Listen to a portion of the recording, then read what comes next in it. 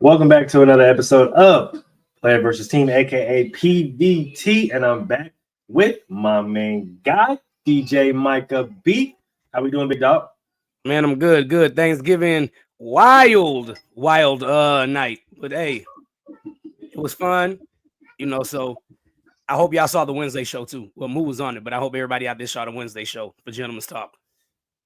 Yes, the Wednesday show was something that was literally legendary in the making. One of the few times that these guys have all got together. They added a whole bunch of other people. The vibes, the atmosphere was absolutely crazy. It was immaculate. So if you didn't get to watch that show, didn't get to tune into that show, make sure you guys go back and watch that show. Happy Thanksgiving or late Thanksgiving to everybody who celebrates the holiday.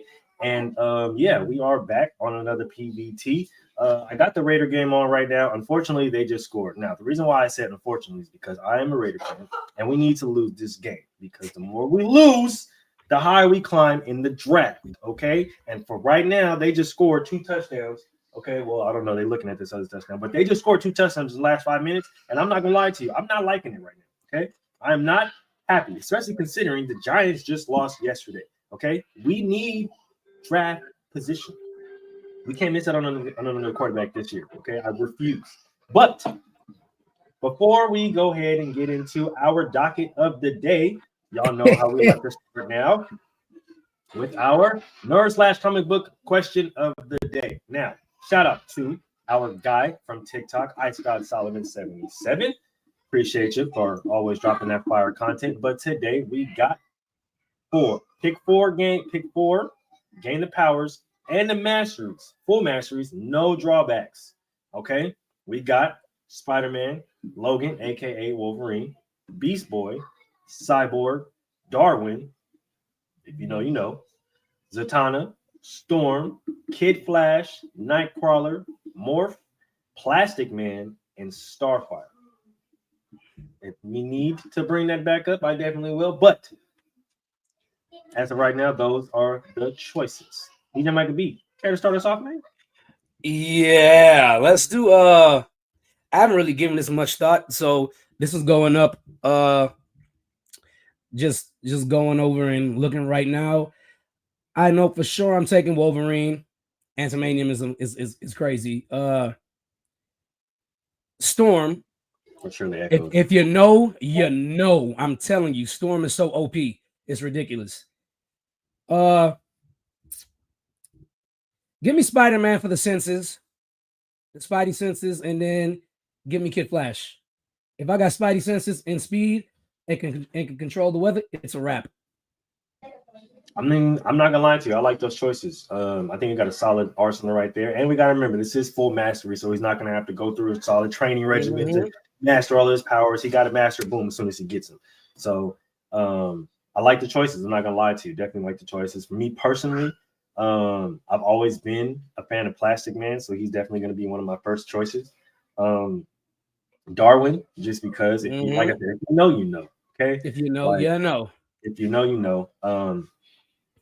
The last two are really tough, but I'm gonna go with Logan. I got him tattooed on my back, so definitely have to go with one of the main guys that I got tattooed on my back. He's literally one of my favorite superheroes of all time. And then they don't have my other guy, Deadpool, but that's okay. Last but certainly not least, I gotta go Nightcrawler. Nice. Nightcrawler is legitimately one of my favorite Marvel superheroes. I own a few of his comics. I read about him all the time. Just a really complex character. If you know about Nightcrawler. But that has been our nerd/comic book question of the day. So now we can go ahead and get into our actual docket, man. So as you know, we got Survivor Series War Games coming up on Saturday. How we feeling about that, man? I am hype. They've done a good job building up the stories. I don't know if SmackDown will reveal tonight who injured Jade. But I think this is gonna be fire. I think Survivor Series is going to be fire. Of course, Rhea Ripley and Bianca Belair are on the same team. This is going to be an interesting dynamic. Very And much so. they haven't announced who the fifth member of the team is yet. So, we just been speculating, and me and GQ been texting back and forth speculating on what would happen. And I pretty much came down to the idea that last year somebody returned from injury, which was Randy Orton. True. This year, for the female side, I think somebody will return. I could be wrong, but I think somebody will return.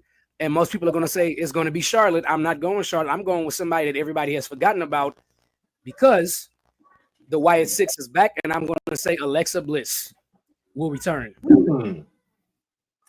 Alexa Bliss returns. And I hope she returns to the Alexa Bliss and not the demon one. I really do.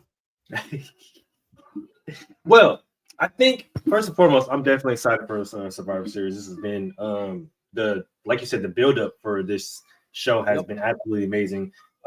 With everything that's happened, right? We got CM Punk last year, right? CM Punk joining the Bloodline, and now you got this whole War Games with them back and forth, and we got the surprise, a whole bunch. I don't know if anybody's been noticing, but we've gotten a whole bunch of surprise, pop-ups or returns throughout the past few weeks, right? So like they just been dropping little gems here and there to just let everybody know, like, nah, Survivor Series is probably going to be fucking insane, and we're probably going to get another crazy surprise. So just looking at that and just looking at the outlook of how everything's been going throughout the past few weeks, man, I wouldn't be surprised, bro. I would not be surprised if something crazy out of this fucking world happens, and we get Miss Bliss back, bro. Like, I mean, I'm excited, bro. I'm super excited, but we do got some other matches going on, and I know a lot of people have been talking about Roman Reigns' return with Jimmy and Jey Uso, Sami Zayn, and CM Punk, right? Going against the new era of the Bloodline. Go ahead. No, I ain't got nothing to say. I'm acknowledging. Oh, yeah, he's just acknowledging. Okay, for sure. He's just acknowledging, showing his proper tribute. Versus the new era of the Bloodline, Solo Sikoa, who was actually a SAC native. Shout out to my boy Solo. Jacob Fatu, also somebody from California. Just all in that family. They're all around the same family, but some of them grew up here, around here in the Sacramento area. How we feeling about that matchup, man? I think the new Bloodline will win. Really? I do. I think the new Bloodline will win because the heat against Solo right now is so big. You need to capitalize on it. If you want to make him the next star to replace Roman Reigns, I think the new Bloodline should win. And not only should the new Bloodline win, CM Punk should walk out of the match. And then that'll be able to pull Roman away from the main Bloodline story and put him in a feud with CM Punk. Because we all know that needs to happen. I was gonna say, do you think that's the next compelling story to come out of the WWE is CM Punk returning only to betray, and that being the next kind of like big back and forth that we get? And the reason why I say that is because when they switched to Netflix in January, for those of you that don't know, when they switched to Netflix has demanded that Roman Reigns and Cody Rhodes be on separate shows. Really? That's interesting. So if Cody still holds the belt at the end of the year, they're not going to move him off of SmackDown because he'd be the SmackDown champion, or what is it, the WWE champion. So, and then Roman won't have the belt for Raw. and he hasn't been on Raw in so long too. So it would be a good segue to break them because CM Punk technically is on the Raw roster. True. Dang that. Woo. There's a method. There's a method to the madness over here. I mean, but you make a lot of sense though. That's the thing about it. You make a lot of sense because, right? We know CM Punk is known for controversy, right? We know he's known to come back and shake things up. So I think like that being the route that that the company also ultimately takes and that he ultimately takes is not far off from the person that he is, and creating that that kind of storyline, that kind of headline is definitely something that can be new going into a new streaming service. And then like you said, like them having Cody Rhodes being on a different network and essentially having the dynamic between two networks, this match alone can be so big in the implications of the future of the company. It can be crazy. Not to mention back in Canada, like, come on, bro. This is monumental. This is absolutely monumental. We got another match. Gunther is back up against one Damian Priest for the World Heavyweight Championship. Okay, so here's the thing about this. I think they're to the point where they don't know what to do with the Judgment Day Fallout now. Yeah. And the reason is because you had the Judgment Day Fallout, then you did the thing where you put the Terror Twins together with Damian Priest and Rhea Ripley. But I mean, the only story here has been these two have been the ones fighting for this damn championship for the past 3 months now. Yeah, that's true. And it's like you had nothing else to do with Gunther, and you didn't have anything else to do with Damian Priest. What is y'all doing? What y'all got going on here? Because I'm not understanding the Damian Priest story. I like Damian Priest. I liked when he was the villain in Judgment Day. I like Damian Priest, but it's like that's why Roman Reigns or Cody Rhodes has to move to Raw. Because while Gunther is good, he is a heel. And even though Damian Priest is well on his way, he is not a top face. True. This is true. I issue the same sentiments, man. I was thinking the same things. It's like when it comes to these two, yes, we understand the rising star that Damian is, but when it comes to Gunther, it's like I feel like they're kind of at an impasse, right? They're at a place where they know that he's a favorite amongst the crowd, but at the same time, they know that his time as a heel, the time as a champion, it's coming to an end. So what at the end of the day are we gonna have to do with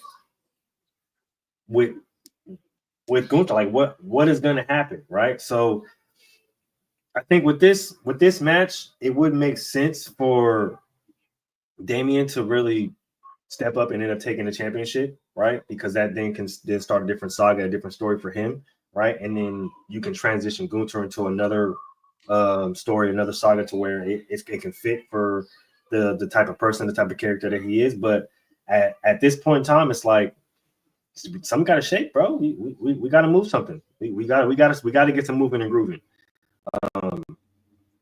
But nonetheless, I'm still excited. Still definitely, going to be tuned in and definitely want to see it. But like we said, at some point in time, bro, something has to change or something has to shake, especially with Gunther. I knew they were. I don't think they was expecting Drew McIntyre to actually get hurt in that match with CM Punk. So I think Drew McIntyre being hurt is another thing where it kind of hurt the storyline that they were probably going to build up on. Yeah. So we'll see. I'm interested, but the Gunther Damian Priest rivalry, it's not hitting the way they probably thought it would hit. True. And I think that's the reason why, like, you gotta figure out a way to kind of move on from it, which I think wise makes sense for Priest to win, so then we can bring in somebody else and then have Gunther kind of go off on his own and figure out what else he wants to do, maybe going for a different championship, whatever the case may be. Because we at the end of the day, like I said, we know he's a crowd favorite. We know that people are going to want to see him compete for a championship. It's just I think this part of Gunther and his championship run, I think that story has come to an end. So right, and it's interesting to see what happens if he loses, because they kind of just put the whole Imperium storyline on pause when they kicked out when they attacked the other guy. I can't think of his name right now. Oh damn it, that's gonna bug me all day now. Yeah, so that storyline kind of got put on hold because Gunther became champion. So it'd be interesting to see. Definitely that. The next match, of course, we talked about it a little earlier, the women's war game match, with maybe a little surprise, but a lot of people are expecting this to not go in the way of the Judgment Day. How do you feel about that? I personally think that the Judgment Day should win this match because I don't think Bianca and Rhea will have or should have the capacity to get along with each other and work together. That's a good point. They haven't been working together backstage or anything. There's no tension in the Judgment Day side of the team. And yeah, I just think I think what will probably come about this with Jade Cargill being out, they're probably going to push Bianca back into a singles wrestler, but be heel, because Rhea has already made the transition from heel to face. So there'll be no reason to make Rhea to put Rhea back as a heel. And I think the fall off from this match will eventually lead to a Bianca Belair Rhea Ripley feud. I think I see that. I mean, when it came to a lot of people thinking that the Judgment Day ended up taking the L, I wasn't too convinced about that. I'm not too sure, mainly for the reason that you stated. I'm not convinced that Rhea Ripley and Bianca Belair are the bestest of teammates, or even the bestest, or even the closest of acquaintances. I think Rhea has a motive. I don't think she's really in it for the team or really in it for the camaraderie of things. I think she has a specific motive, right? I think she's back, and she's back with a vengeance, but she's going about it in a way to where it's at the end of the day, she's going to get what she wants. So with that being said, I think one of the surprises that we can, expect, or that we can think we're probably going to get is, Rhea Ripley and Bianca Belair, feud that, starts or happens that night, especially if they just so happen to lose, right? Right. If they just so happen to lose and it's just on the back of, Bianca or Rhea, whatever the case may be, who's to say that, one of them don't, blame the other and turn on each other. So like, that's what I'm seeing happens, right? I'm seeing the Judgment Day comes through, wins like as expected, and Rhea and Bianca start to go back and forth with each other, and everybody else is looking like, damn, what we supposed to do? And then that's when the problems start, and then now there's going to be a whole picking of sides, and it's going to turn into a whole conundrum. So, I mean, I'm excited to see it. I really want to see this one. This is the one I'm really most excited for because, like you said, I think this is the one we get we get that surprise that everybody's kind of been anticipating. And interesting dynamic too is that Money in the Bank briefcase makes things a little crazy, because let's just say that let's say the the Judgment Day side, Liv Morgan and Raquel Rodriguez. Let's say they lose, Mm-hmm. and then they start feuding with Nia Jackson, Tiffany Stratton. Nia Jax slams Liv Morgan, and then she's like, "Oh, this is my time," and cashes in. There's a lot of stuff. Mm-hmm. There's a lot of stuff that can happen. I don't know. It's a lot that can happen here. That I feel like this match potentially has the best possibility to come out with the best storyline. I think so. Fallout. That's the reason why I'm excited. Because I think, like you said, this one has the best possibility to come up with the best storyline, the best twist, the best surprises.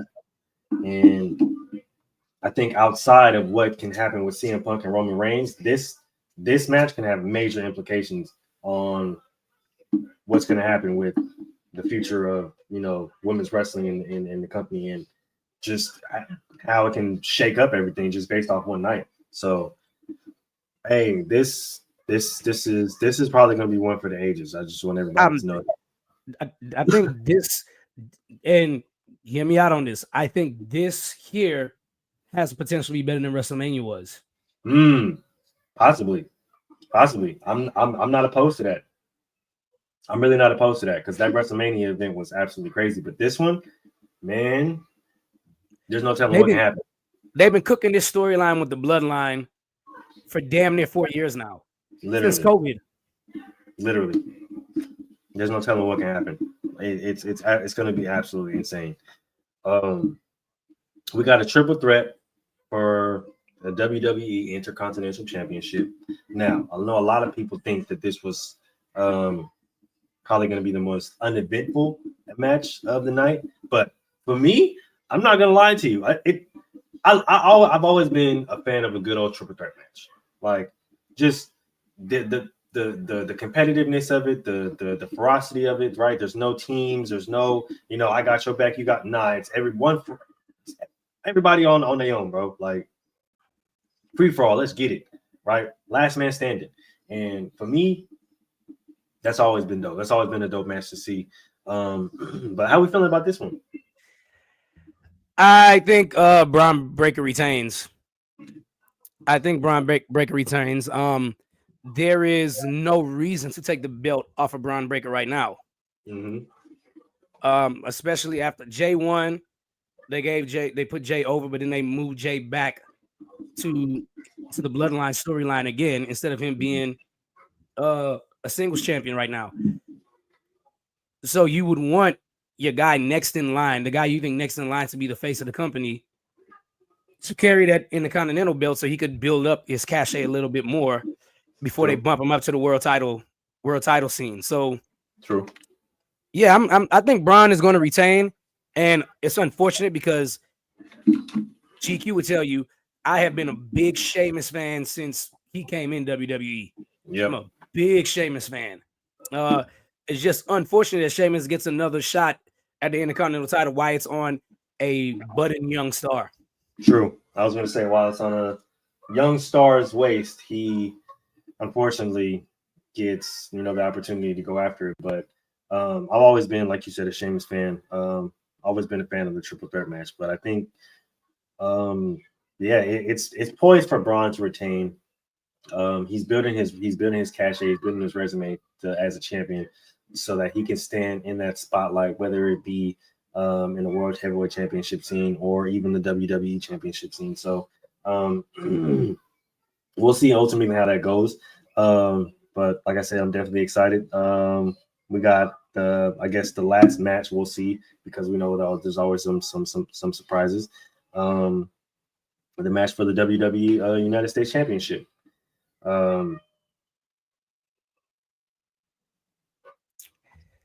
What are they doing with LA Knight, bro? Bro, listen, I was gonna ask you the same thing. I really was. You gave him all this. I don't even know what to call. Like, LA Knight was over when he fought Roman Reigns for the championship, and obviously he lost. Okay, fine, that's cool. He lost, whatever. Mm-hmm. But you built this guy up so much, and then put him back to United States champion.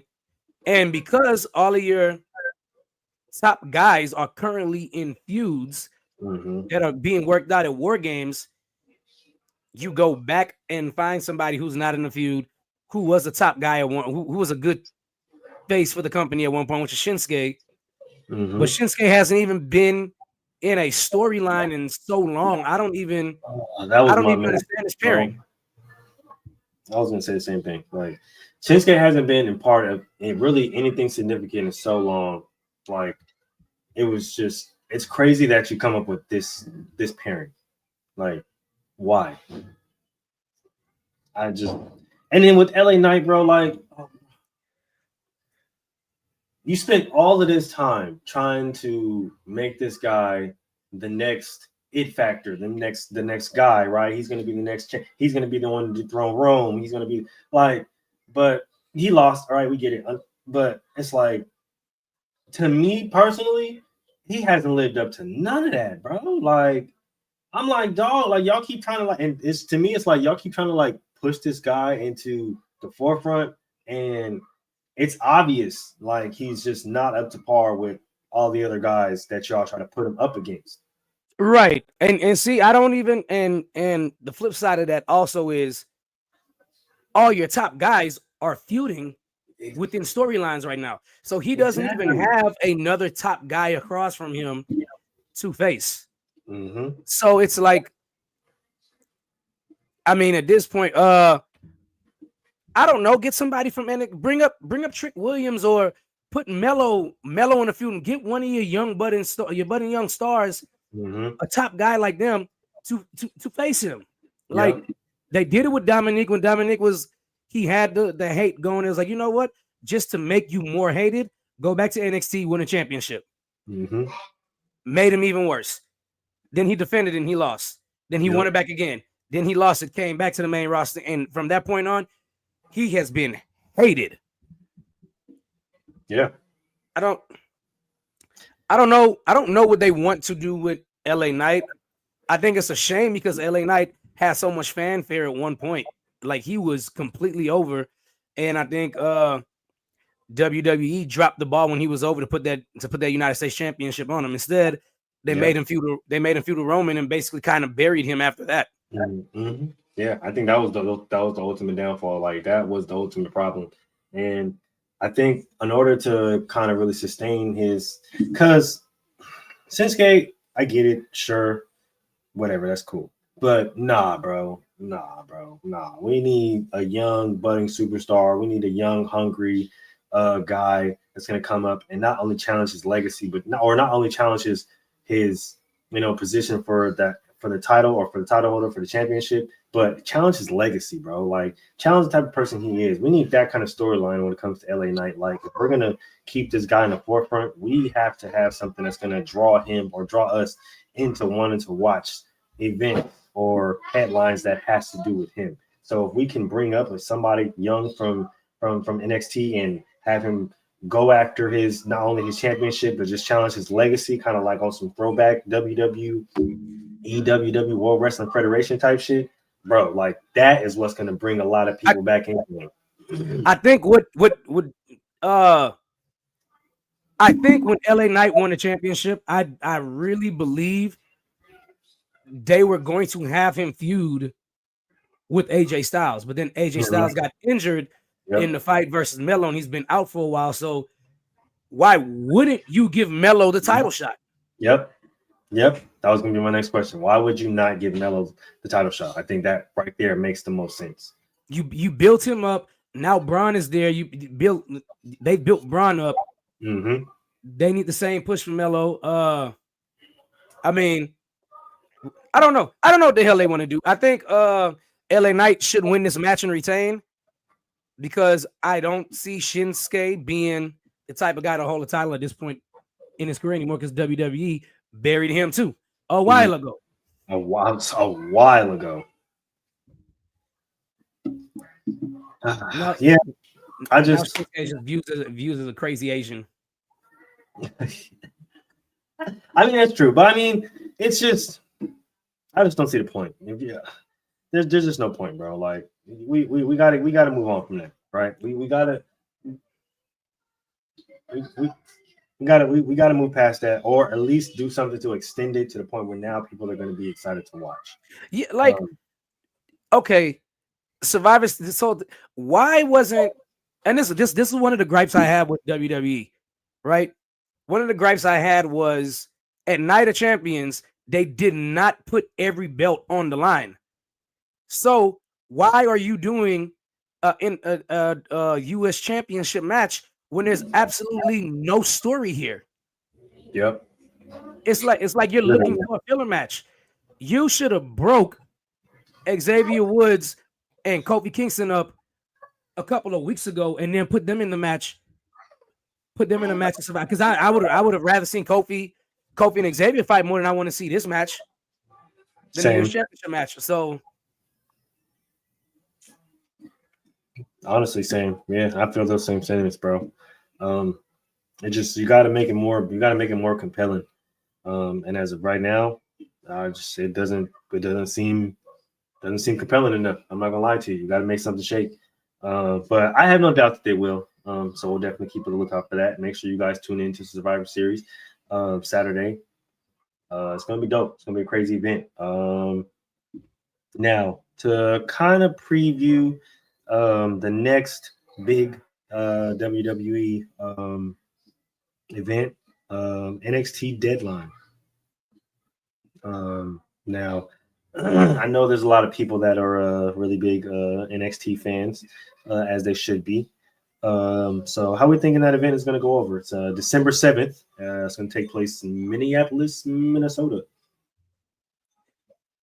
I think it's going to go pretty well. NXT certainly has a roster over the past couple of especially before they moved Mello and Braun up. They had a roster so where they could not be the developmental brand, but they could be a standalone brand. Yeah. And the talent coming up in there is absolutely insane. And I think it's going to be one hell of a pay-per-view. Definitely. I think so. I think so as well. I think NXT is building their brand through the roster, and it's looking better than ever, to the point where now they can start to, branch out and start to, be their own kind of entity. So I'm definitely excited for that. Like I said, that is on December 7th. That'll be, I think, the last event before. Well, I know there's, I think, two more. Yes, so that'll be the last NXT event, and then there's one more WWE event, which is the main event, Saturday night main event, prior to its switch to Netflix. So I don't know how that will actually work, if they are going to honor everybody that has Netflix, if it's going to go up, I don't know. But if you don't have Netflix or cancel your subscription and you're a big WWE fan, I suggest you get it back. All right. We got a close game for everybody that is watching Friday night or Black Friday football. We had a close game. The Chiefs and the Raiders. Chiefs are winning 19-17. Raiders currently are on defense right now. There's 2 minutes left in this game. This will be the only time that I actually want the Chiefs to actually win the game and the Raiders to lose the game against the Chiefs. But in the event that we just so happen to upset the Chiefs on Black Friday, I will not be too upset. I won't be too upset because it is the Chiefs. However, okay? But to preview a few matches we got up on college football, as we know, Colorado won big 52-0. Insane. Insane. That was actually really, really insane. Boise State won big 34-18. Ole Miss is up 17-14 on Mississippi State. And we have, I think there's another game coming on. Yes, we have Georgia Tech and Georgia coming on later at 4:30. So those are a few college football matchups we are coming on later on today. Tomorrow, of course, it is rivalry week for a lot of people. DJ Michael B, care to talk about a matchup you're looking forward to on rivalry week? Let's go Buckeyes. It's time. I'm tired of Michigan. Michigan won the past 2 years.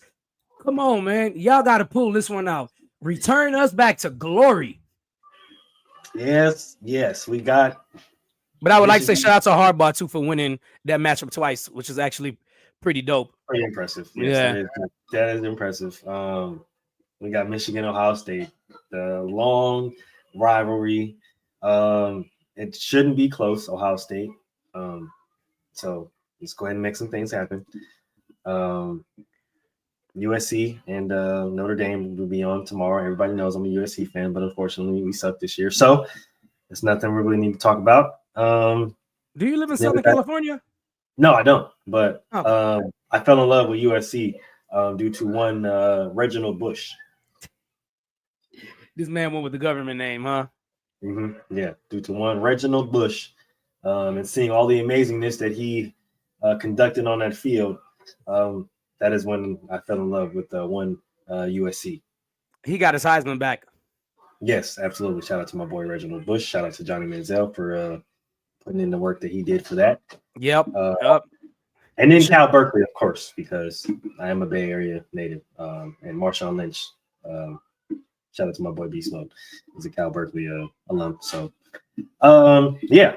Like I said, really quick show. We just wanted to preview Survivor Series, talk about that a little bit. I do got another show later on today, Inside the Huddle with me and my boy Mel. So make sure you guys tune into that. Best damn football show on the internet.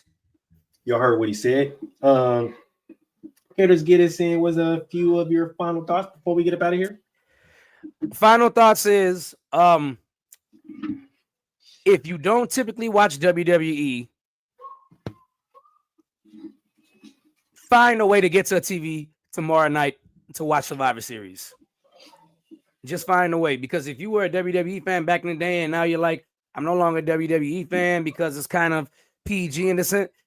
Listen, they're going to Netflix. They're moving up to PG, probably PG-13, and this PLE should be enough to sway you to come back and start watching again. It's been absolutely amazing. Mm-hmm.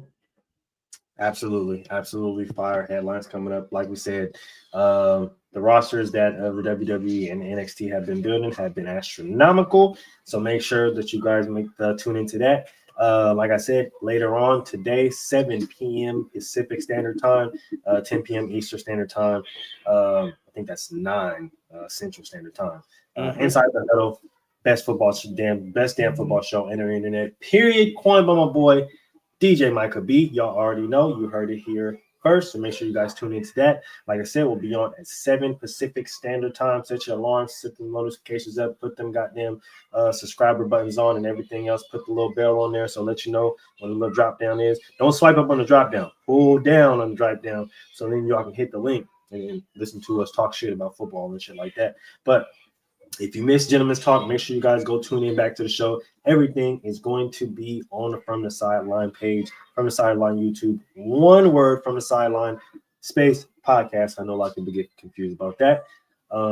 We just hit our 3K mark. So I don't have my air horn right now, but appreciate everybody for subscribing. Appreciate everybody for liking and commenting. Keep sharing. Keep telling everybody about us. And we're going to keep putting out this content. Y'all already know what it is. And yeah, I'm gonna see y'all later. And don't be surprised if you get a surprise drop by from one DJ Micah B. Peace.